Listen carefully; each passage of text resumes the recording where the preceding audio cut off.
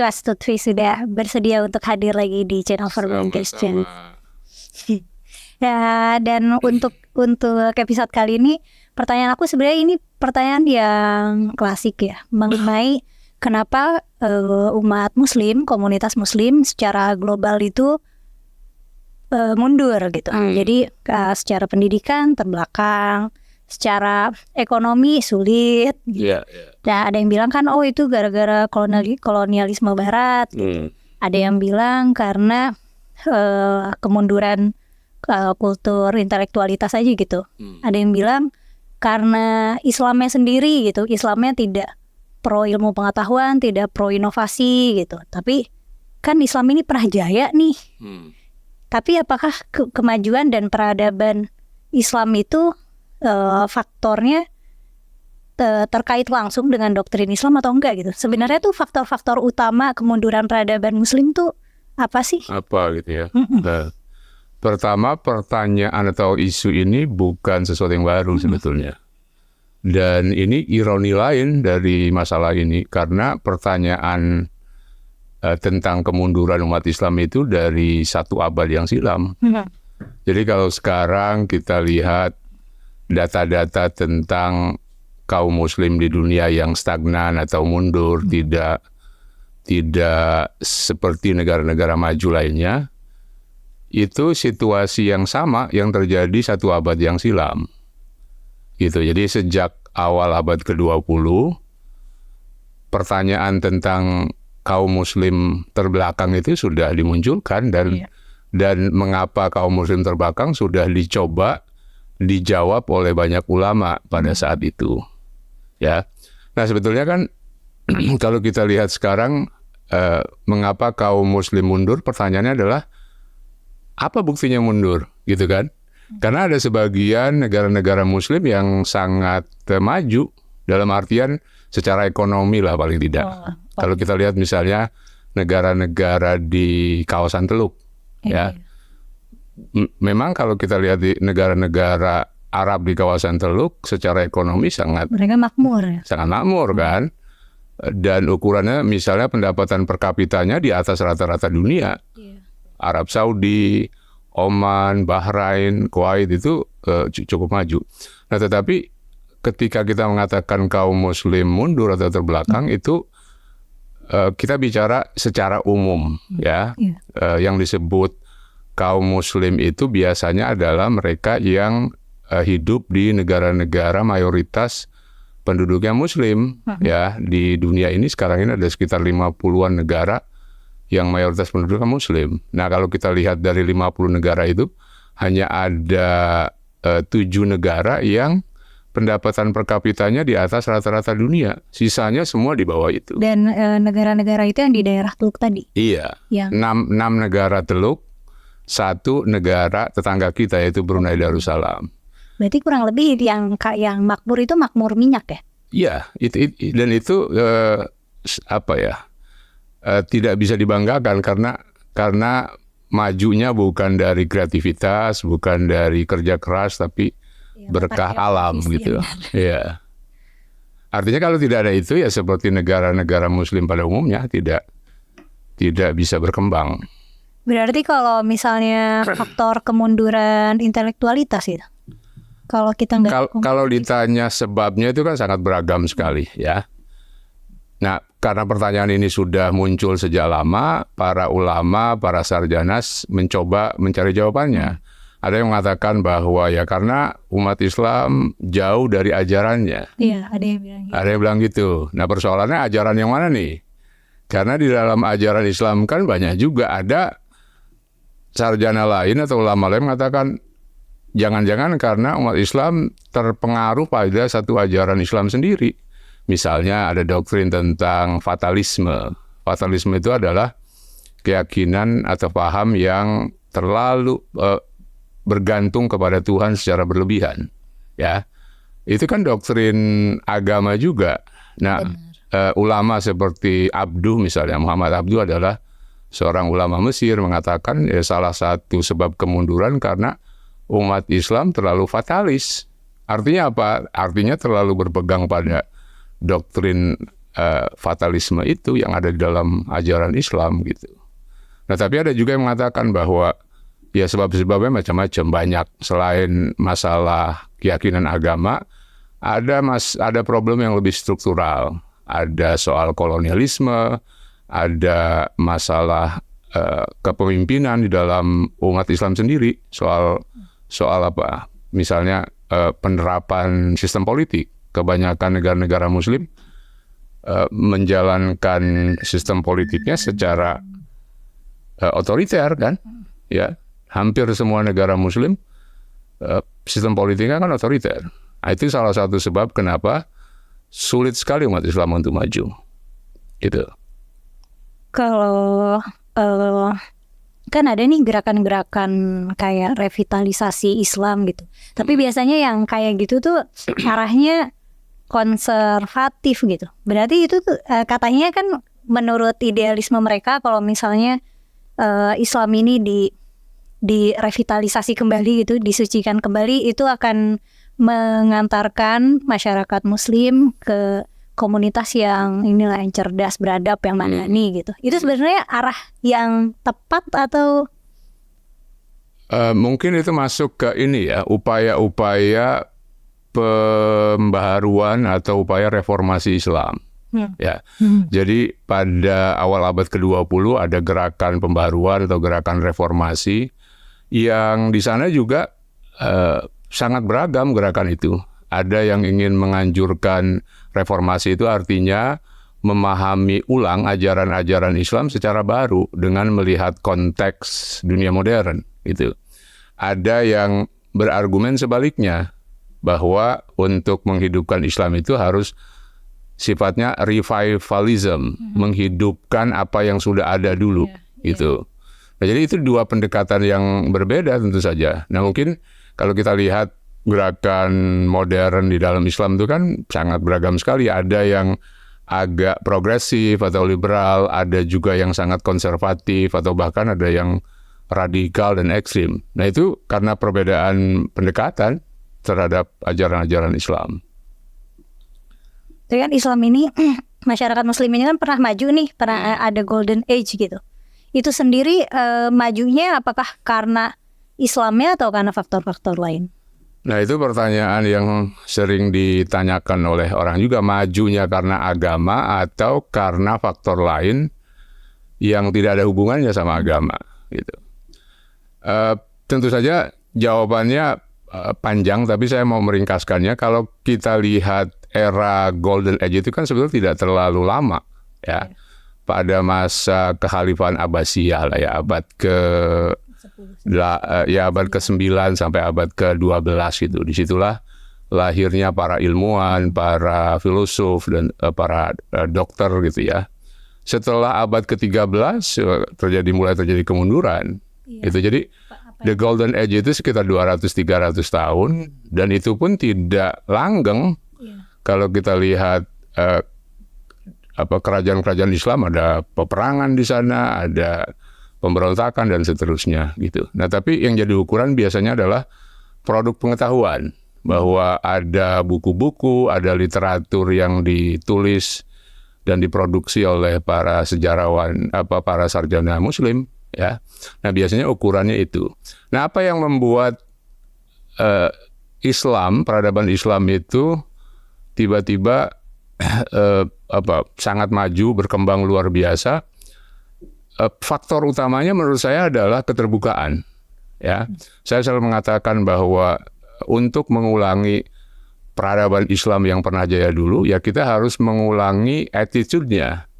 Ya, kita harus mengulangi perilaku para elit Muslim, para tokoh Muslim pada saat itu yang sangat terbuka. Itu yang tidak banyak dipahami orang. Jadi kalau mau mencontoh era kegemilangan Islam, kita harus mencontoh perilaku sarjana dan para pemimpinnya, yaitu sangat terbuka sekali terhadap budaya asing. Nah, jadi kalau ada orang yang anti asing, sedikit-sedikit menolak Barat, sedikit-sedikit menolak hal-hal yang berbau asing, itu nggak akan pernah bisa maju. Karena dulu kemajuan itu berdasarkan salah satunya adalah menyerap tradisi atau khazanah asing dari Yunani, dari Persia, dari Mesir, dari India, itu yang diterjemahkan ke dalam bahasa Arab dan kemudian diajarkan di sekolah-sekolah Islam pada saat itu. Jadi faktor asing, budaya dan warisan ilmu pengetahuan dari luar, itu salah satu yang membuat kemajuan Islam luar biasa. Jangan lupa kalau kita bicara tentang kemajuan dan bicara tentang khazanah keilmuan, kita berbicara tentang ilmu-ilmu duniawi, ya. Dulu dalam sejarah Islam disebut ulumul awail, ilmu-ilmu pertama. Lawannya adalah ulumuddin, ilmu-ilmu agama. Ulumul awail disebut demikian karena itu adalah ilmu-ilmu yang pertama, bahkan sebelum Islam datang ilmu itu sudah ada. Filsafat, kedokteran, astronomi yang banyak berkembang di sekitar kawasan Timur Tengah dulu, ya. Karena itu adalah tempat perjumpaan peradaban-peradaban klasik.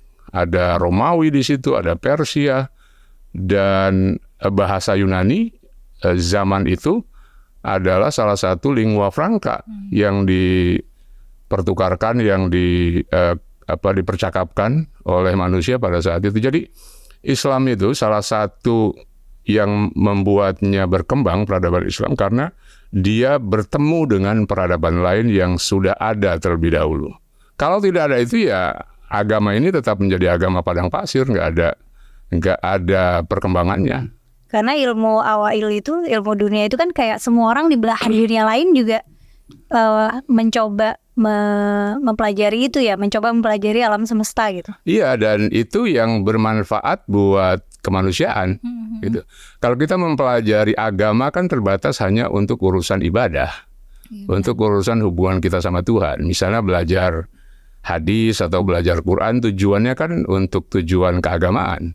Tapi kalau Anda belajar astronomi, kedokteran, itu bermanfaat buat manusia secara umum. Dan ya, implikasi ilmunya kemana-mana. Sangat luas. Itu yang menjelaskan kenapa yang diterjemahkan karya-karya ulama Muslim itu bukan buku-buku agama, tetapi buku filsafat, buku kedokteran. Ya.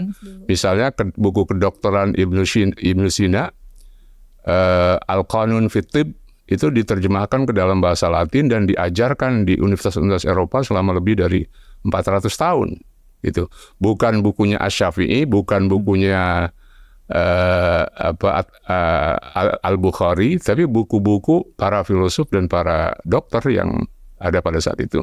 Iya, kayaknya itu juga salah kaprahnya umat Muslim yang suka bilang, misalnya kayak, iya ulama-ulama, ada perbedaan pemahaman makna ulama zaman itu dan sekarang gitu. Kalau ulama sekarang kan biasanya orang mempersepsikannya kayak ustadz-ustadz yang ceramah di masjid gitu. Lagi pada abad kemasan Islam kan yang disebut ulama itu ya saintis. Sebetulnya sampai sekarang, Mila, kalau kamu ke Timur Tengah, saya ini pernah hidup di Yordania cukup lama. Di televisi atau di radio kalau dengar kata ulama itu bukan ulama MUI, tapi ulama ya ulama dalam artian umum. Bisa, kalau ulama agama disebut ulama ad-diniyah. Gitu. Tapi kalau ulama saja ya termasuk para fisikawan, ahli kimia, ahli biologi itu disebut ulama. Gitu. Yang disebut misalnya ijtima al-ulama, di sana perkumpulan ulama itu maksudnya adalah ulama sekuler, ulama umum gitu. Nah, cuma udah sampai di Indonesia ada salah kaprah. Ulama itu ya cuma ulama agama. Gitu. Agama. Sama ustadz juga jadinya kalau di kita ustadz itu ya Ustadz. Kalau di Mesir itu ustadz profesor, atau di dunia Arab secara umum ustadz itu profesor. Jadi setelah doktor itu al-ustadz. Al-ustadz itu profesor. Jadi suatu title yang sangat yang tinggi sekali dan dihormati. Kalau di sini kan ustadz murah sekali. Jadi lulusan kadang-kadang nggak perlu lulusan apa-apa. Yang penting hafal beberapa ayat, ngomong seenaknya dianggap ustadz. Bisa ngomong depan jamaah gitu udah bisa ustadz. Betul. Dan sekarang kan ada kayak ilusi dikotomi ilmu dunia dan ilmu akhirat. Waktu itu tuh aku pernah lihat ada konten waktu itu acara apa namanya? Oh, Clash of Champions. Saya sambil minum ya. Ada anak yang pintar banget matematika, terus ada ya, ibu-ibu yang komen percuma dia jago banget matematika tapi tidak punya ilmu agama, nanti nggak bisa masuk surga gitu. Itu attitude yang mungkin nggak populer kok di abad keemasan kali ya. Perbedaan atau dikotomi ilmu agama dan ilmu umum antara ulumuddin sama ulumul awail itu baru terjadi abad ke-10 ya, mulainya abad ke-11, abad ke-12 dan puncaknya setelah itu tentu saja. Nah, salah satu orang yang berjasa membuat dikotomi itu Al-Ghazali. Karena Al-Ghazali ini kan dia salah satu rektor pertama An-Nizamiyah di Baghdad. Nah, An-Nizamiyah ini proyek politik dari Khalifah Al-Qadir Billah, itu khalifah yang terkenal, salah satu khalifah Abbasiyah yang memerangi kelompok-kelompok Islam yang dianggap sesat atau dianggap berbeda. Nah, kelompok-kelompok Syiah itu mulai mengalami penurunan, ancaman pada zaman Al-Qadir Billah itu. Al-Qadir itu mengeluarkan satu risalah atau yang disebut sebagai Risalah Al-Qadiriyah, doktrin Al-Qadiri, di mana salah satu isinya adalah menganggap kelompok-kelompok di luar Sunni sebagai sesat. Gitu. Nah, Al-Ghazali berada dalam rezim itu, dalam rezim yang dikembangkan oleh Al-Qadiri. An-Nizamiyah itu adalah proyek pendidikan yang lebih mengutamakan pendidikan agama. Dari sanalah kemudian Al-Ghazali menulis karya klasiknya Ihya Ulumuddin. Coba lihat dari judulnya, Ihya Ulumuddin itu artinya menghidupkan ilmu-ilmu agama.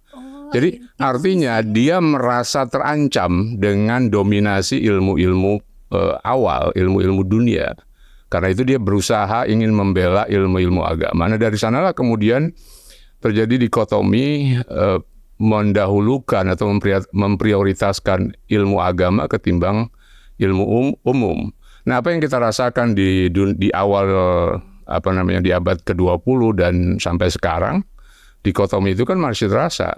Nah, itu kontribusi Al-Ghazali besar sekali dalam mendikotomikan ilmu akhirat dan mempengaruhi kaum muslim secara umum. Iya, sampai sekarang. Tapi berarti dulu tradisi keilmuan orang Islam itu tidak terlalu mendikotomikan itu ya secara kultur. Iya, awal-awal itu kan justru mereka didorong untuk mempelajari ilmu pengetahuan seluas-luasnya. Ada sebuah hadis yang diatribusikan kepada Nabi, tuntutlah ilmu ke negeri Cina. Saya kira itu adalah bagian dari semangat menyerap ilmu sebanyak mungkin dan seluas mungkin dari manapun sumbernya, gitu. Nah, itu baru terjadi dikotomi itu dan kemudian memprioritaskan ilmu agama ketimbang ilmu-ilmu umum. Itu setelah kemunduran Islam, setelah abad ke-13. Coba kita perhatikan dalam sejarah Islam, setelah abad ke-13 itu hampir tidak ada produksi pengetahuan, kecuali buku-buku agama. Tidak ada lagi buku seperti Qanon al-Afitib, tidak ada lagi buku seperti Al-Jabar wa Taqsim yang menjadi landasan buat algoritma. Itu semuanya diproduksi pada abad 11, abad 10, abad ke-9, abad ke-10 yang disebut sebagai puncak keemasan Islam. Dan bahkan untuk keilmuan agama pun nggak ada literatur baru lagi juga nggak sih yang masif banget misalnya dari negara-negara Islam sekarang ini. Iya. Di Timur Tengah juga. Iya, itu yang menunjukkan salah satu indikator kenapa umat Islam dianggap sebagai terbelakang kan. Jadi yang disebut maju itu kan bukan hanya indikator ekonomi, tetapi juga produksi pengetahuan. Kalau kita lihat misalnya perbandingan berapa judul buku yang diterbitkan di suatu negara dibandingkan dengan negara-negara Muslim misalnya, itu jelas sekali kita jauh terbelakang. Itu makanya Al-Ghazali itu ada misalnya kayak mengkritik Ibnu Sina atau mengkritik filsafat, itu berarti kayak semacam pesanan pemerintah juga. Saya kira memang dari pribadi Al-Ghazali sendiri, Ahmed Kuru itu menulis bagus sekali mengulas tentang andil Al-Ghazali dalam memundurkan umat Islam. Jadi salah satu sebab kemunduran umat Islam menurut Ahmed Kuru salah satunya adalah Al-Ghazali. Karena Al-Ghazali itu dia sebagai seorang tokoh, sebagai ulama Islam, setiap fatwa, setiap pandangannya pasti kan didengar. Ya. Nah, masalahnya Al-Ghazali mengkafirkan orang. Gitu. Di dalam bukunya Tahafut Al-Falasifah, itu dia mengkafirkan para filosof, mengkafirkan Ibn Sina, Al-Farabi, Al-Kindi dan para filosof lain gitu. Nah itu dampaknya luar biasa. Tuduhan-tuduhannya masih bisa kita baca sekarang kan. Kita kayak kalau baca tulisan Imam Ghazali yang itu kayak wah, kita kayak dapat gosip gitu loh. Iya, betul. Dan pada saat itu terjadi ketegangan yang luar biasa antara agama dan filsafat kan. Nah, Ghazali datang untuk menengahi itu. Karenanya oleh sebagian umat Islam dia disebut sebagai Hujjatul Islam. Hujjatul Islam itu artinya argumen atau dalilnya orang-orang Islam, kaum Muslim gitu. Karena Al-Ghazali dianggap berhasil meredam filsafat di dalam Islam. Ya, filsafat itu kan mengajak kita untuk berpikir kritis, mengajak kita untuk keluar dari kotak penafsiran yang dilakukan oleh agama selama ini. Coba baca buku-buku filsafat Islam ya yang ditulis Al-Farabi, Ibn Sina. Mereka punya definisi, punya penjelasan sendiri tentang Tuhan yang jauh dari penjelasan tradisional gitu. Nah, itu membuat marah kaum teolog termasuk Al-Ghazali di dalamnya. Yang kemudian jadinya mengkafirkan para filsuf itu ya. Iya, jadi dasar Al-Ghazali mengkafirkan para filosof karena beberapa pandangannya itu dianggap tidak sesuai lagi dengan ajaran Islam gitu. Dan berarti momentumnya itu Al-Ghazali itu berhasil shifting kayak apa ya? Berhasil menggeser kultur intelektualitas yang tadinya pro filsafat. Filsafat itu kan kurang lebih kayak cikal bakal segala ilmu gitu ya. Karena filsafat tuh kayak seni bertanya pertanyaan-pertanyaan yang esensial di dasar gitu. Nah, dengan ketiadaan kultur itu dan dikotakkan dalam Hujjatul Islam gitu, itu membuat ya intelektualitas umat Muslim gitu secara global ya relatif stagnan atau bahkan mundur gitu. Iya, menurut Ahmed Kuru jasa Al-Ghazali dalam memundurkan umat Islam itu besar sekali. Kalau Al-Ghazali itu bukan siapa-siapa, mungkin nggak terlalu berguna juga gitu lah, nggak akan dianggap orang. Tapi kan Al-Ghazali tokoh yang sangat besar pada saat itu yang membuat dia dosanya menjadi sangat besar karena pengaruhnya, karena ketokohannya, dan dia dengan mengharamkan dengan mengkafirkan beberapa filsuf aja itu memberikan dampak yang sangat buruk. Orang kan setelah itu jadi takut belajar filsafat. Atau paling tidak jadi tabu atau enggan belajar filsafat. Padahal salah satu indikator kemajuan peradaban Islam itu adalah produksi filsafat kan. Iya. Gitu. Dan sampai sekarang kan karya Imam Ghazali itu masih jadi rujukan utama ya santri-santri dan mahasiswa studi Islam gitu. Ihya Ulumuddin itu masih diajarkan di pesantren-pesantren dan dan dianggap sebagai kitab yang sangat agung buat umat Islam. Panduan hidup. Iya, betul. Itu kan kalau secara tradisi intelektualitas gitu. Kalau secara ekonomi kan selain negara-negara yang memang mendapatkan berkah alam, masyarakat Muslim kan cenderung miskin. Itu apakah ada hubungannya sama tadi stagnansi intelektualitas atau karena sistem politiknya jelek gitu? Sistem politiknya jelek dan korup. Ya, ada orang yang sebagian menyalahkan karena negara-negara Muslim kan sebetulnya negara baru yang diciptakan oleh kolonialisme, ya, dan kolonialisme itu memberikan andil bagi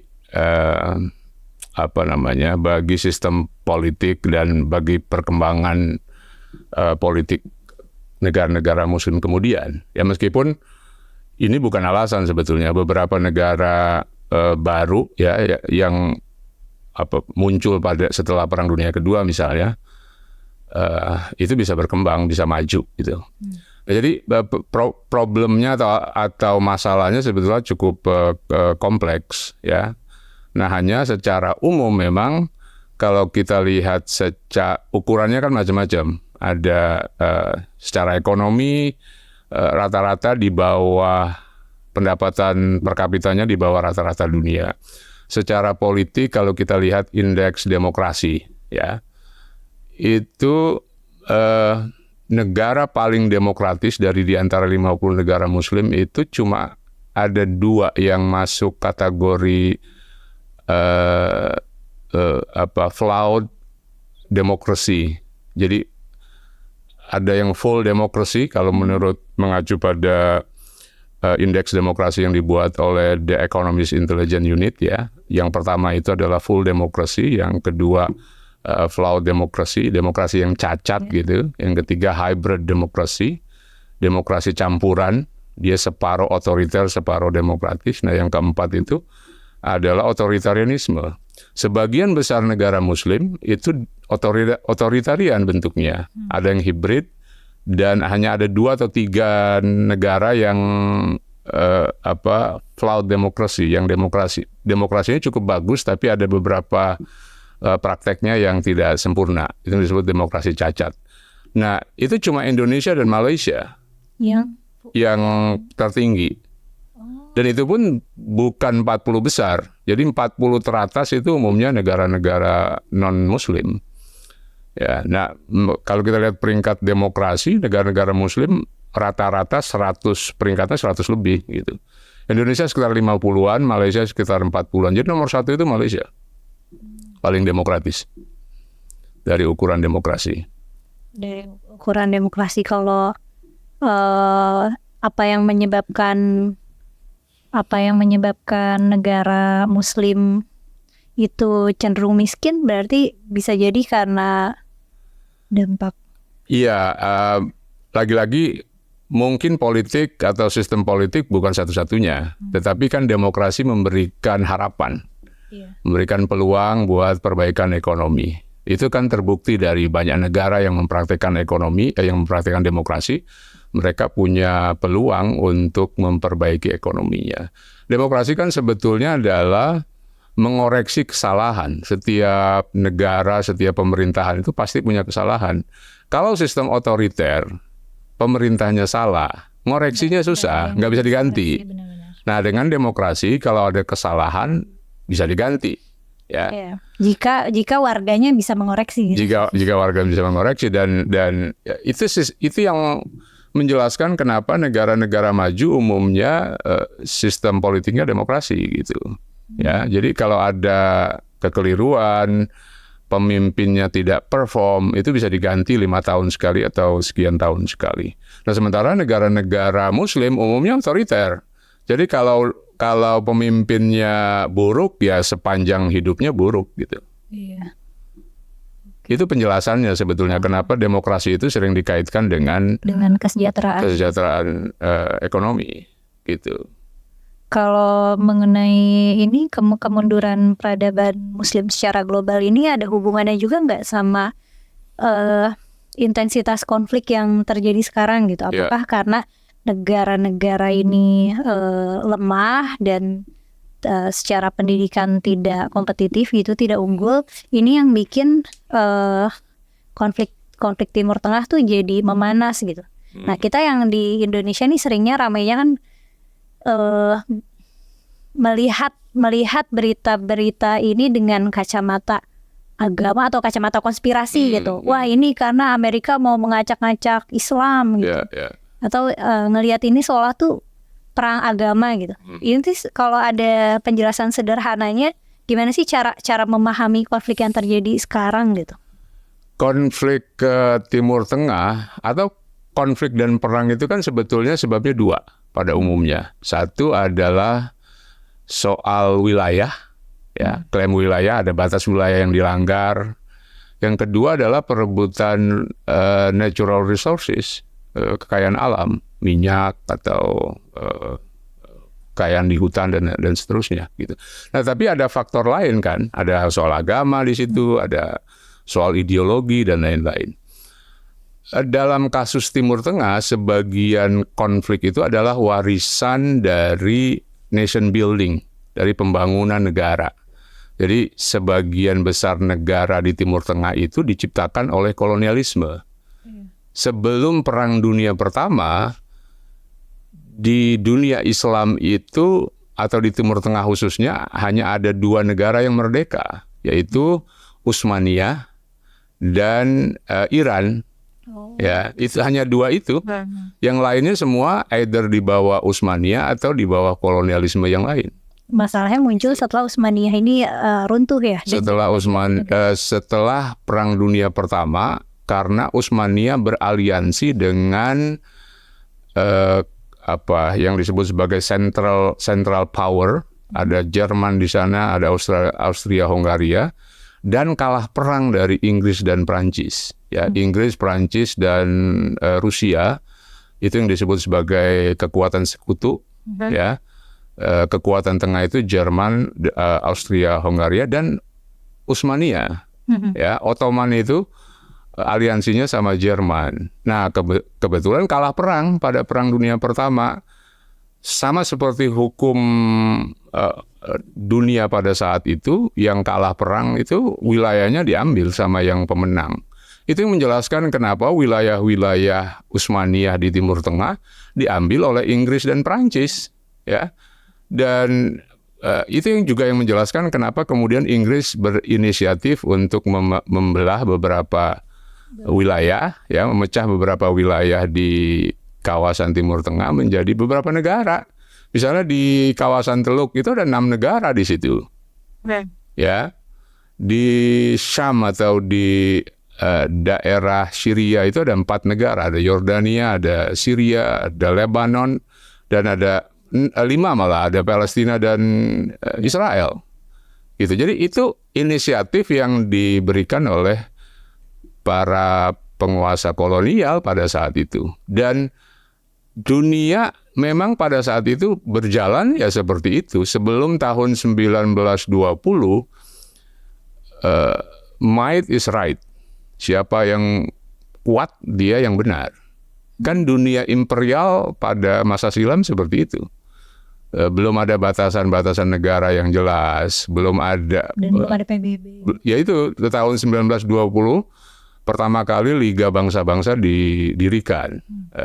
Setelah itu gagal, kemudian tahun 1945 diperbaharui lagi dengan namanya PBB. PBB itu sebetulnya adalah kelanjutan dari Liga Bangsa-Bangsa tahun 1920. Jadi sebelum tahun 1920 dunia itu betul-betul liar. Ya. Kenapa orang Arab itu bisa berkuasa luas sekali daerah kekuasaannya dan menghancurkan banyak sekali budaya? Ya, kalau kita lihat Islam atau kekuatan Arab pada saat itu kan cuma di Jazirah. Kalau kita lihat peta Jazirah Arab itu ukurannya cuma sekitar 1 juta kilometer secara total ya. Tapi sekarang coba kita lihat wilayah Arab dari Yaman sampai Maroko itu 13 juta kilometer lebih. Pertanyaannya yang 12 juta kilometer itu dari mana? Pasti dari ekspansi dan invasi kan?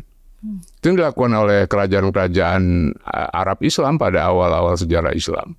Dan pada zaman itu memang dunia, begitu cara dunia berkuasa gitu. Imperium atau yang disebut imperialisme, kekuasaan pada saat itu ya begitu semua. Artinya itu bukan hanya terjadi pada Islam, tapi hampir semua kerajaan-kerajaan besar melakukan hal serupa gitu. Nah, baru pada tahun 1920-an semuanya berubah. Ada aturan nasional, ada aturan global, aturan internasional, semua negara berusaha dilibatkan gitu. Nah, pemecahan atau pembagian wilayah itu kan produk lama, produk sebelum 1920. Jadi ketika misalnya kayak Sykes-Picot yang sering disebut-sebut tahun 2000 tahun 1916 atau 1917-an itu kan sebelum ada Liga Bangsa-Bangsa.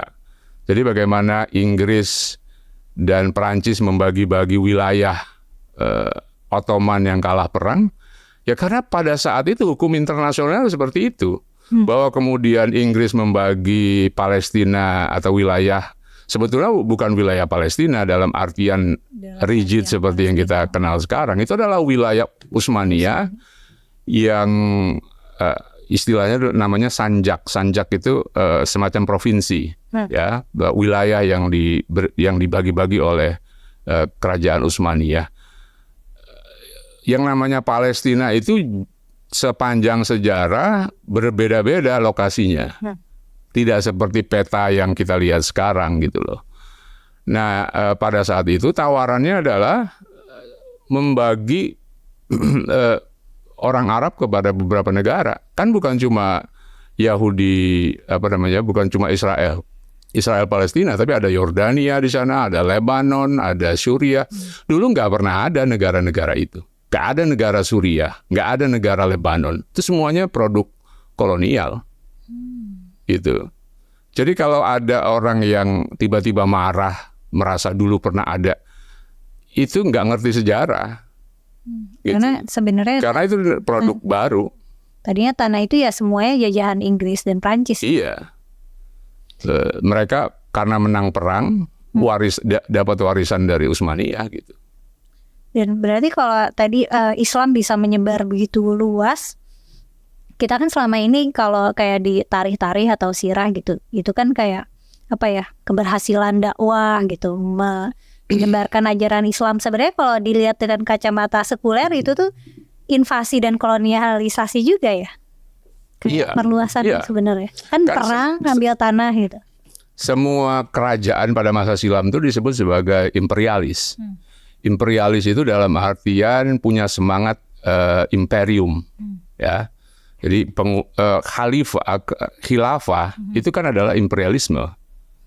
Khilafah itu ingin menguasai wilayah sebanyak-banyaknya, seluas-luasnya, bukan hanya satu kerajaan, tapi ada banyak wilayah yang dikuasai. Itulah khilafah. Ya, karena itu kalau kita lihat misalnya kerajaan-kerajaan Islam kalau bentuknya masih kecil, dia nggak mau pemimpinnya tidak mengklaim sebagai khalifah, tapi sebagai sultan atau sebagai amir. Biasanya begitu. Karena kalau khalifah itu akan berarti jadi bagian imperial gitu ya? Iya, kalau dia sudah merasa besar, misal contohnya adalah kekhalifahan Umayyah di Spanyol, di Andalusia. Ketika mereka kalah di kudeta oleh Abbasiyah di Damaskus, di daerah timur, sebagian keturunannya melarikan diri ke Spanyol, ke Andalusia. Mereka mendirikan kerajaan di sana. Jadi ada dua kerajaan Islam pada awal-awal sejarah Islam. Ada Abbasiyah di timur, ada Umayyah di barat, di Spanyol. Nah, awal-awal Abdurrahman pertama tidak mendaku dirinya sebagai khalifah karena kekuasaannya kecil.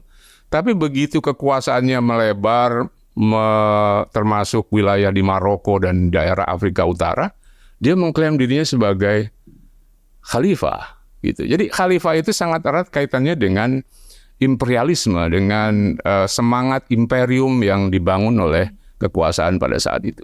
Ya, ini konteks baru buat aku, kayak kacamata baru ya gitu. Iya kan, imperialisme itu asal kata dari imperium. Imperium itu bukan satu kekuasaan atau pemerintahan satu negara, tapi bisa banyak wilayah yang disatukan, yang berusaha dikuasai. Dan pemerintahan pada masa silam ya umumnya imperialis, Romawi, Persia, ya termasuk kerajaan-kerajaan Islam. Berarti sebenarnya kayak momentum yang paling kenceng dari kemunduran peradaban Islam itu ketika Utsmani kalah. Sejak Utsmani berkuasa sebetulnya ya, Utsmani berkuasa itu abad ke-16, 1500-an. Itu umat Islam sudah dalam keadaan mundur. Khususnya kalau kita bicara tentang produk pengetahuan dan budaya ya. Kalau militer sih masih Militer masih hebat. Kalau militer masih hebat. Karena pada saat itu Eropa kan baru bangkit. Abad ke-16 ada Renaissance, ada reformasi Kristen. Nah, itu mulai bangkit. Jadi ini menarik sebetulnya, kejatuhan Islam di Andalusia hampir berbarengan dengan kebangkitan Islam di Konstantinopel di Turki. Jadi yang di sebelah sana Islam enggak di Andalusia Islam jatuh, di Konstantinopel itu di Turki itu Islam mulai bangkit gitu. Jadi di bagian selatan Eropa Islam hancur, tapi di bagian timur dan di bagian timurnya itu mulai menanjak. Itu abad 16. Abad 16, 15-16. Berarti kalau kita lihat timeline-nya gini, kayak tahun 8, 9, 10, 11 itu ilmu pengetahuan lagi jadi nih, Golden Age. Terus tapi ada pengaruh Al-Ghazali di abad 10, 11. Jadi mungkin tradisi ilmu pengetahuan tuh jadi menurun. Betul. 13, 14, 15 itu zaman konflik dan ada pasukan Tartar datang, Mongol, ada perang salib, ada macam-macam. Itu terjadi konflik yang luar biasa pada abad 15. Pada abad ke-12 sampai abad ke-15. Oke, banyak banget perang. Peristiwa perang dan konflik pada masa itu. Terus mungkin juga tradisi keilmuan menurun, sementara di Barat lagi baru pencerahan, terus di Islam akhirnya runtuh. Emang secara peradaban sudah mulai mundur, tapi kayak momentum runtuh bangetnya itu karena kalah perang dari mana-mana, kalah sama Mongol, kalah sama sejak abad ke-17 Eropa menguasai dunia, mengeksplorasi terra incognita, daerah-daerah yang belum dikenal, melakukan eksplorasi ke berbagai benua, ya. Dan di sanalah mulai terjadi imperialisme modern. Ya, terjadi kolonialisme, penjajahan. Itu kan mulanya abad ke-17 ke-18.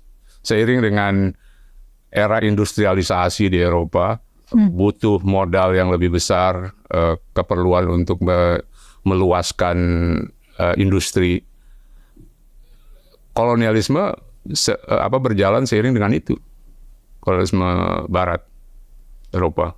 Berarti konflik-konflik yang sekarang kisruh itu sebenarnya sisaan dari pembagian-pembagian negara pada setelah itu. Ya, sisa dari konflik-konflik yang dialami oleh dunia Islam itu sebetulnya ada residu yang belum selesai dari nation building, dari pembangunan negara.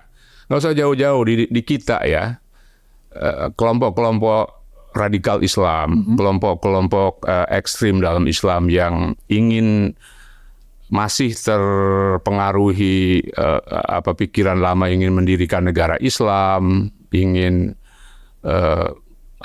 kembali kepada Islam yang ideal. Itu kan sebetulnya adalah residu dari perdebatan di BPUPKI, perdebatan di awal kemerdekaan Indonesia. Ingat, di BPUPKI ada dua kelompok besar, kelompok sekuler dan kelompok Islam. Kelompok sekuler yang kadang disebut sebagai kelompok nasionalis, mereka menolak Islam dimasukkan ke dalam konstitusi, dijadikan sebagai dasar negara. Sementara kelompok Islam itu menginginkan Indonesia sebagai negara Islam.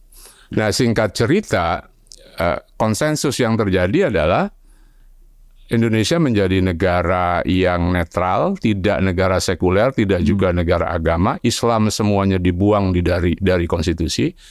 Ingat loh, konstitusi kita itu cukup unik. Tidak ada satu kata Islam pun di dalam konstitusi kita. Di Malaysia itu, konstitusi Malaysia itu ada sekitar 30-an kata Islam di situ. Di Iran yang paling banyak, ada sekitar 200-an kata Islam disebut di dalam konstitusinya. Nah, Indonesia salah satu dari ada berapa ya, kalau ya sekitar 20-an negara, 19 atau 20 negara yang tidak menyebut kata Islam di dalamnya. Gitu. Tapi secara timeline kita tuh merdekanya juga berdekatan sama negara-negara Arab itu sih. Ya karena kan setelah Perang Dunia Kedua. Jadi setelah Perang Dunia Kedua ada tuntutan kemerdekaan di banyak negara, negara-negara yang bekas jajahan.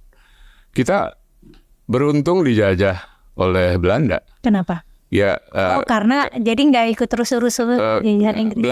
Belanda itu waktu menyerahkan, ya bukan menyerahkan sebetulnya, setelah perjuangan kemerdekaan dan akhirnya Belanda sepakat di konferensi Meja Bundar, itu kan membentuk Indonesia Serikat, ya RIS, dan semangatnya meskipun dipecah-pecah, tapi kan seluruh wilayah Indonesia itu satu pada saat itu, ya.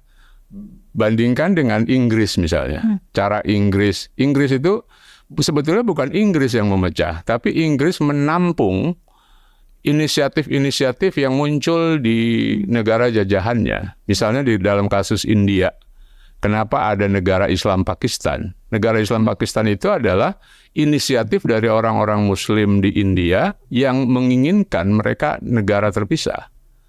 Jadi yang namanya two-state solution itu bukan hanya ditawarkan kepada Palestina dan Israel. Two-state solution ditawarkan di hampir semua jajahan Inggris. Gitu. Jadi setiap kali ada potensi untuk konflik, elit-elit politik itu ditawarkan untuk memiliki negara sendiri.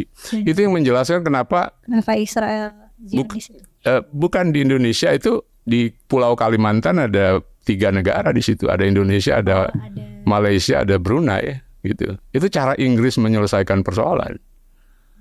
Kalau di banyak negara yang ditawarkan oleh Inggris adalah itu. Jadi negara itu dipisah-pisah, tujuannya adalah untuk agar jangan terjadi konflik dan perang. Gitu. Tadi yang warga Inggris menampung aspirasi negara jajahannya itu juga yang terjadi ketika warga Yahudi minta negara sendiri, ya? Ya, kalau ke tempat ini. Ya, ceritanya kan sebetulnya sejak abad ke-19 usaha untuk mendirikan negara Yahudi dari orang-orang Yahudi yang ada di Eropa khususnya yang menginginkan negara sendiri, kembali ke Zion. Zion itu sebuah bukit dan tempat di Yerusalem gitu, dan mereka memimpikan untuk kembali ke sana dan pada akhirnya kemudian memimpikan sebuah negara Yahudi, Judenstaat gitu, dan terus bergulir dan wilayah Utsmania itu kemudian diambil alih oleh Inggris dan Prancis. The rest is history gitu. Nah, jadi kalau orang tidak mengetahui akar sejarah, mereka menganggap bahwa sejak awal itu milik Palestina gitu. Sementara Yahudi itu orang yang datang belakangan, atau Israel itu sebuah negara ciptaan baru. Tetapi kalau kita lihat konteks kolonialisme dan bagaimana logika dunia berjalan pada saat itu, sebetulnya ya itu terjadi bukan hanya di Palestina, itu terjadi di hampir semua negara jajahan Inggris, gitu. Tapi kan kita nih merdeka relatif sama nih sama negara-negara jajahan Inggris ini. Kenapa dalam proses nation building kita udah kelar lebih cepat gitu dibanding yang di Timur Tengah ini? Menarik itu pertanyaan kamu, Mila. Proses negosiasi, proses diskusi yang dilakukan pada awal-awal kemerdekaan itu menurut saya penting, ya. Dan kita itu beruntung sekali memiliki para pendiri bangsa yang sangat cerdas dan very well educated, ya. Saya kalau baca sejarah kemerdekaan Indonesia, sejarah pergerakan itu luar biasa. Kita sangat beruntung dibandingkan beberapa negara lain, ya. Menurut saya salah satu kenapa Palestina sulit sekali merdeka, karena mereka tidak memiliki tokoh-tokoh yang cukup. Ya, ada beberapa tokoh pergerakan politik pada saat itu, tapi tidak cukup. Itu yang menjelaskan kenapa negara-negara Arab lain kemudian ikut campur. Kan ketika terjadi resolusi 181 yang dikeluarkan oleh PBB tahun 1947 ya, tawaran 2 negara, satu buat Palestina, satu buat Israel. Israel langsung mendeklarasikan kemerdekaan. Harusnya kalau ada tokoh-tokoh pergerakan Palestina pada saat itu, mereka juga harus mendeklarasikan kemerdekaan dong. Terus kalau itu terjadi berarti udah gitu ya? Selesai. Sebetulnya kalau pada saat itu Palestina mendeklarasikan kemerdekaan, selesai. Bahwa mereka tidak puas itu harus diperjuangkan belakangan. Jangan nyerang duluan. Jadi kan ketika Israel mendeklarasikan kemerdekaan, orang-orang Arab di sekitarnya, Yordania, Mesir, dan lain-lain, nyerang Israel dengan harapan karena mereka merasa kuat, ya sebentar saja Israel dilibas habis gitu. Tapi rupanya mukjizat datang buat Israel gitu. Apa mukjizat? Iya, maksudnya dengan dikepung oleh banyak negara Arab, mereka bisa survive dan bisa menang. Perang 48 itu Israel menang, dan itu yang menyebabkan Israel makin kokoh gitu. Nah, saya bayangkan kalau pada saat itu ada tokoh-tokoh pergerakan Palestina yang cukup ya, punya semangat nasionalisme dan mengerti logika nation building, nggak akan terjadi itu isu Palestina ya. Berarti sebenarnya yang kurang itu skill diplomasi ya? Iya, dan kesadaran bahwa membangun negara itu tidak gampang. Coba bayangkan, kita di Indonesia itu perjanjian pertama namanya Perjanjian Linggarjati. Isinya apa? Itu tahun 1946 kalau tidak salah, 1 tahun setelah merdeka. Itu isinya 80% atau 90% merugikan kita. Karena itu perjanjian dengan Belanda. Itu perjanjian dengan Belanda. Jadi kan Belanda, kita deklarasi merdeka, mereka tidak mengakui itu. Iya. Jangan lupa loh, Belanda bagian dari Eropa, dan hampir semua negara Eropa adalah negara penjajah. Pasti mereka mendukung Belanda dong. Gitu. Logikanya kan seperti itu. Yeah. Nah, karena itu perjuangan kemerdekaan para pendiri bangsa itu luar biasa. Di Linggarjati, di perjanjian Linggarjati, Bung Karno, Presiden Soekarno, dan para tokoh pada saat itu menerima.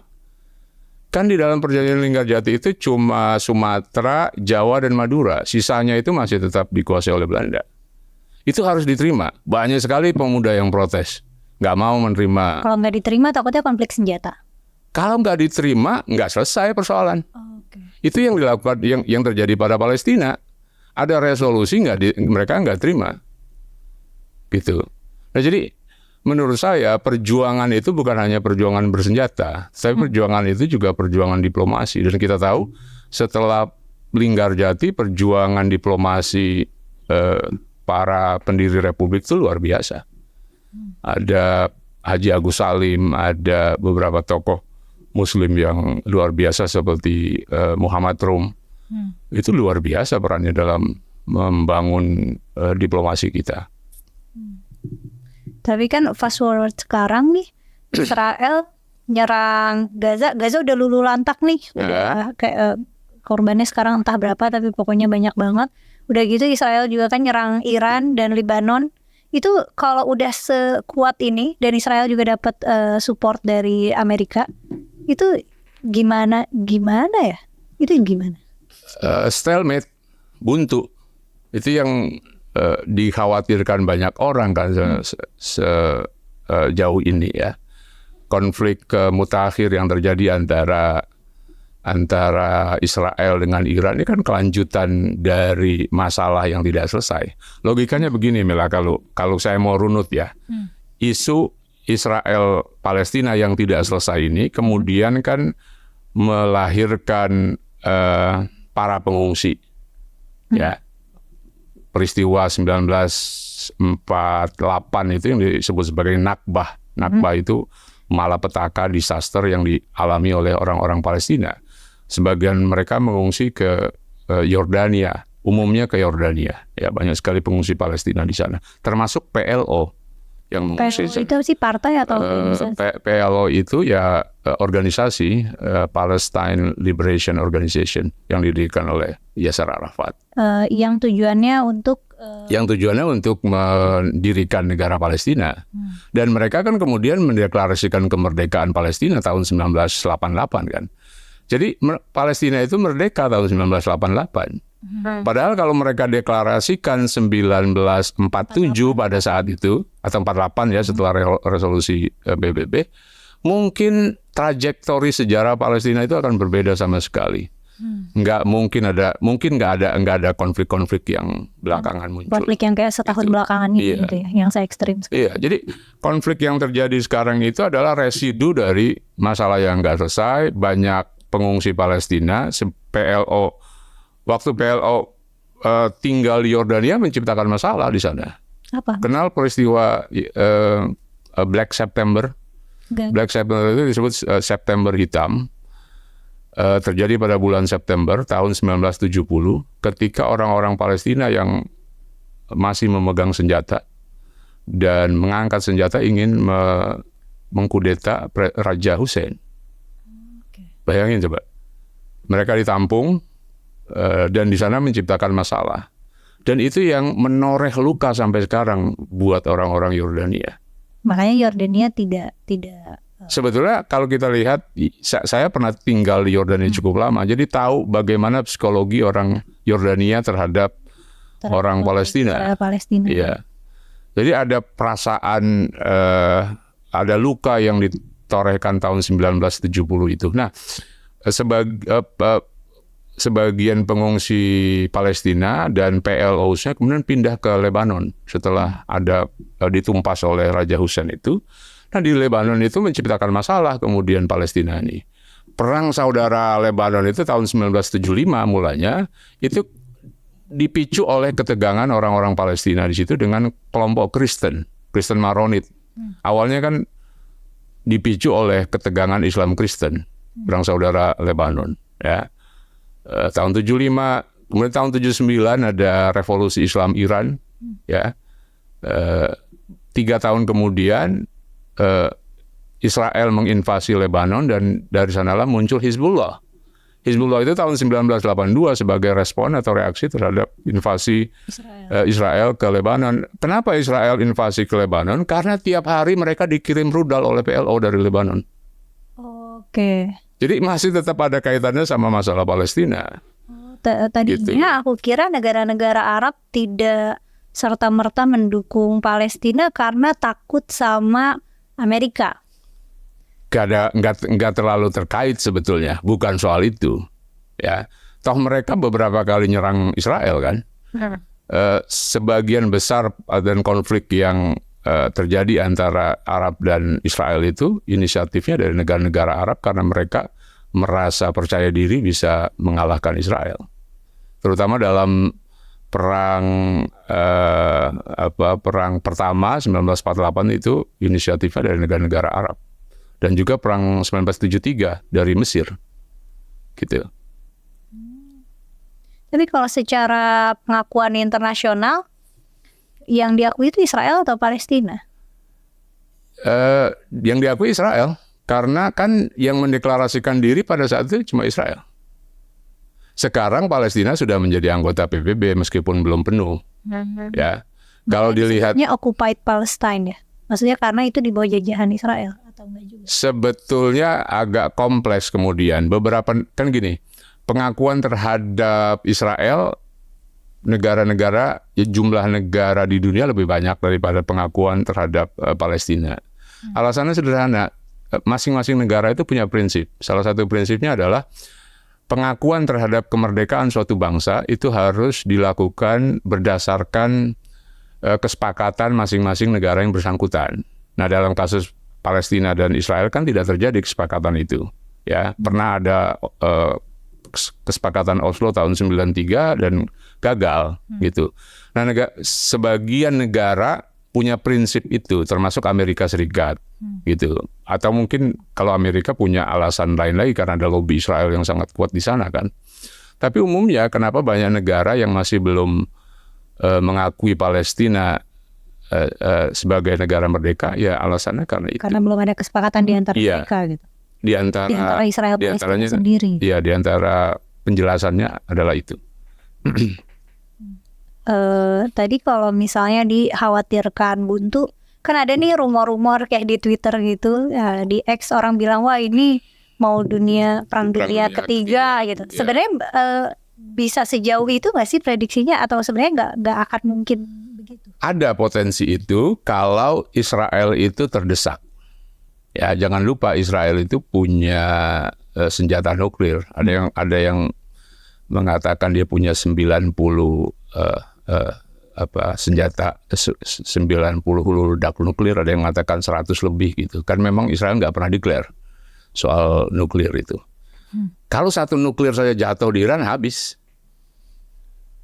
Gitu. Dan itu nggak berhenti sampai di situ. Negara-negara aliansi Iran akan membalas dan memberi bantuan dan tidak akan berhenti gitu. Nah, itu yang disebut sebagai bukan hanya perang dunia ketiga, itu akhir daripada dunia. Kata Einstein kan, perang dunia ketiga itu akan melahirkan perang dunia keempat yang orang berkelahi dengan menggunakan batu sesama mereka. Artinya setelah itu manusia kembali ke peradaban batu lagi. Serem. Habis semuanya. Gitu. Kalau misalnya Israel mau menghabisi Hamas, kan pemimpin Hamas sudah mati nih. Ya. Itu berarti Gaza masih akan terus diserang nggak sih? Atau sekarang fokus Israel ke Hizbullah kan di Lebanon. Ya, meskipun mereka diserang oleh Iran, saya kira fokus Israel sekarang ini adalah menghabisi musuh-musuh terdekatnya. Karena itu yang paling riskan kan. Jarak antara Israel dengan Iran itu 1.800 km. Jauh sekali. Ya, dari sini ke Aceh mungkin ya, atau dari sini ke Nusa Tenggara Timur. Jarak NTT. 3 negara ada ya? Iya, dilompati 2 negara paling tidak tuh. Ya, ada Yordania dan Irak, atau Syria dan Irak. Jarak antara Israel dengan Iran gitu. Jadi buat Israel saya kira mereka lebih concern ngurusin ancaman yang berhadapan langsung dengan mereka. Di Lebanon. Gaza, Hamas mereka anggap sudah bisa dikontrol. Ya, pemimpinnya tewas, banyak tokoh-tokohnya tewas. Setelah itu dia akan menghabisi Hizbullah. Gitu. Tapi kalau misalnya di Gaza itu dianggap sudah menang, itu kelanjutannya orang-orang yang di Gaza itu diurus siapa ya? Ya kan sekarang ada bantuan internasional, ada termasuk relawan dari Indonesia juga kan pada ke sana. Ya, beberapa negara Muslim memberikan bantuan, Mesir juga memberikan bantuan meski mereka sangat sangat khawatir sekali kalau terjadi gelombang migrasi keluar dari Rafah ya, itu akan menyusahkan Mesir. Jadi ada bantuan di sana dan ke depan ya ada rehabilitasi, ada proses perbaikan sama seperti daerah-daerah konflik yang lain, dan itu pasti akan memakan waktu yang lama sekali. Wewenang rehabilitasi korban perang itu dari mana sih? Dari PBB? Sekarang PBB kan punya badan yang mengurusi soal itu. Berarti mungkin endgame-nya di sana tuh ya gitu ya. Ada yang ngungsi, ada yang dirawat. Gaza kan bukan satu-satunya tempat di mana terjadi humanitarian crisis. Humanitarian crisis terbesar itu bukan di Gaza, tapi di Yaman. Oh, karena pada lapar ya. Perang saudara. Sampai sekarang yang apa sih istilahnya? Orang tidak displacement, yang tidak punya yang nggak punya rumah. Tempat, nggak punya rumah itu adalah hampir data terakhir 18 juta 15 juta gitu. Jadi orang hidupnya di kemah atau di rumah tapi terancam oleh rudal dan senjata gitu. Itu humanitarian crisis terbesar di Yaman, bukan di Palestina sebetulnya. Kan nggak ada orang yang teriak tentang itu. Karena yang mati karena yang nyerang Yaman sendiri. Yang nyerang itu perang antara Islam dengan Islam. Iya. secara Kalau yang perang antara Islam dan Islam, korbannya orang Islam, nggak ada yang peduli. secara framing Gitu. media juga nggak seksi ya, Iya. nggak seru gitu. Nggak seru. Itu yang terjadi dan kritik saya terhadap orang-orang yang terlalu membabi buta mengangkat isu Palestina itu adalah itu. Kalian kemana aja ketika ada pembunuhan di Suriah, ada pembunuhan di Irak, ada ratusan ribu orang-orang Islam dibunuh dengan keji, nggak pernah ada itu suara. Atau ketika Saudi nyerang Yaman. Itu yang terjadi sekarang. Konflik antara, kan Yaman itu sekarang dikuasai oleh dua kekuatan ya. Kekuatan Houthi yang didukung oleh Iran dan kekuatan koalisi yang dipimpin oleh Arab Saudi. Berarti solusi terdekatnya nggak ada kecuali Israel menyerah ya. Maksudnya kecuali Israel udahlah cukup gitu. Dan itu nggak mungkin. Itu nggak mungkin. Nggak mungkin. Israel kan didukung oleh Amerika, didukung oleh sebagian besar negara-negara Barat. Dan Israel sendiri sebagai negara kuat sekali. Itu yang menjelaskan kenapa beberapa negara Arab ingin kerjasama dan membuka hubungan diplomatik dengan Israel. Jangan salah loh. Israel powerful. Uni Emirat Arab dan Bahrain mau bekerja sama dengan Israel dan membuka hubungan diplomatik, alasannya karena mereka takut sama Iran. Jadi bukan Iran buat orang-orang Teluk itu, buat negara-negara Teluk, lebih mengerikan daripada Israel. Kenapa begitu? Ya karena kan ada sejarahnya, ada konflik dan terutama di Bahrain ya. Bahrain itu unik. Jadi mayoritas penduduk Bahrain itu beragama Syiah. Meskipun pemimpinnya Sunni, rajanya Sunni. Dan pada tahun 2011-2012 itu hampir jatuh rajanya, didemo oleh rakyatnya dan didukung oleh Iran. Jadi Iran itu dipandang oleh Bahrain sebagai ancaman. Cara mereka meminta perlindungan kan kalau ke Amerika terlalu jauh minta perlindungan. Yang paling dekat minta perlindungan kepada Israel. Punya peralatan yang canggih, peralatan senjata yang canggih. Benyamin Netanyahu ini kan suka ngasih pandangan-pandangan yang aneh apa ya, jahat gitu, yang kesannya tuh jahat gitu. Yang itu kan sebagai politisi nggak oke gitu. Tapi itu tidak menghentikan negara-negara lain mau mendukung dan mau kerjasama. Benyamin Netanyahu ini adalah pemimpin yang klop dengan Hamas. Jadi Netanyahu ini adalah kelompok radikalnya Israel. Gitu. Di Israel sendiri dia itu jauh sebelum peristiwa 7 Oktober tahun lalu, sebelum Hamas menyerang Israel, itu dia berkali-kali di demo besar-besaran di Tel Aviv. Karena ya diminta turun karena ada isu korupsi, ada isu macam-macam. Ya di samping perilakunya dalam kebijakan luar negeri, cara dia menghandle krisis, cara dia menghandle isu itu sangat tidak disukai oleh banyak, terutama kalangan terpelajar, kalangan elit di Israel, termasuk Yuval Noah Harari. Dia pernah demo dan pidato menentang Benjamin Netanyahu. Berarti ini ya, kalau misalnya untuk menjadi negara yang disegani, dihormati, dan orang gak mau musik ya, jadi negara yang kuat militer ya, gak harus pintar dan berakhlak gitu. Maksudnya gimana? Kan ini Israel kan dengan tindakan-tindakan yang dia lakukan setahun ini kan sangat terdokumentasi ya. Ya perilaku militernya dan pejabat-pejabatnya, dan mereka kayak terang-terangan misalnya kayak di TV atau podcast gitu punya genocidal expression tuh nggak mereka kayak santai aja gitu ngomong ini orang Palestina harus mati semua, anak kecil harus mati semua. Nah itu kan tadinya aku kira ekspresi-ekspresi kayak gitu tuh akan bikin mungkin kayak Amerika tuh ilfeel gitu, atau negara-negara lain ilfeel. Gak juga ya. Gini, Amerika kan besar sekali. Kritik-kritik terhadap Israel itu kan juga luar biasa di Amerika. Kalau kita lihat misalnya demo-demo anti-Israel belum pernah terjadi dalam sejarah Amerika dan sejarah Eropa. besar sekali anti Israel. Istilah genosida itu kan karena ada banyak demo-demo kemarin itu, ya. Kan kalau dilihat dari perspektif Israel atau dari perspektif yang pro Israel, Israel sedang membela diri. Jangan salah loh, korban yang diderita oleh Israel pada tanggal 7 Oktober itu 1.200-an terakhir itu, dengan orang yang meninggal karena luka dan lain-lain, 1.400-an. Itu 2 kali korban perang 1967. Dari pihak Israel nih. Dari pihak Israel.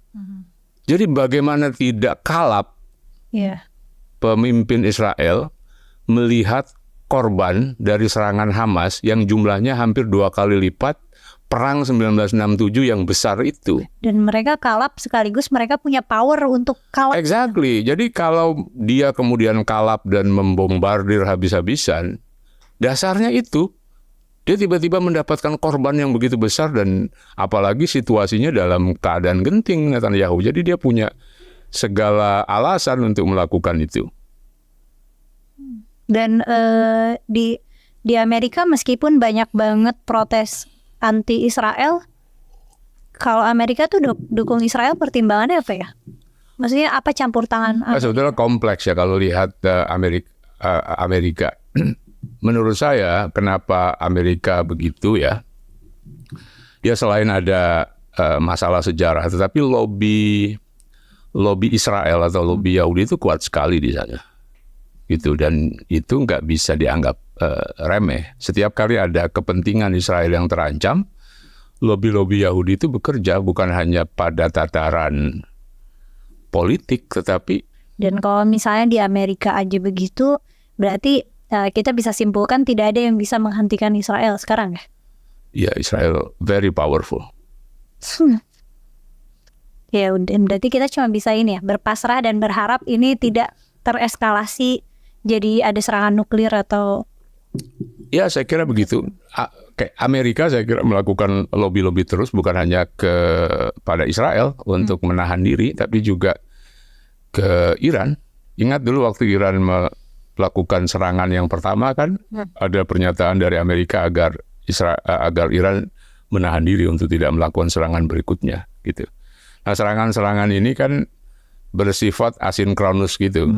Iran nyerang, Israel nahan diri gitu. Nanti suatu saat tiba-tiba ada tokoh Iran yang mati gitu, tewas. Entah dibunuh, entah kecelakaan pesawat atau apa. Jadi cara pembalasan Israel itu pakai smart war gitu, perang yang cerdas. Buat mereka kan sebetulnya kepentingannya bukan menghabisi rakyat Iran, tetapi menghabisi rezim Iran yang menurut Israel punya andil bagi konflik-konflik ke Timur Tengah selama ini. Gitu. Berarti memang sangat kompleks sekali ya. Sangat kompleks, tidak bisa diselesaikan dalam 1 hari. Dan tidak bisa diselesaikan dalam 1 step gitu. Iya, akarnya kompleks. Jadi cara mengurainya juga sangat tidak gampang. Ya, jadi selesaikan. Teman-teman gimana nih? Ada yang punya tanggapan atau pertanyaan lanjutan atau sanggahan? Boleh tulis di kolom komentar ya. Makasih udah nonton sampai selesai. Sampai ketemu di konten selanjutnya. Makasih Mas Lutfi. Oke, sama-sama.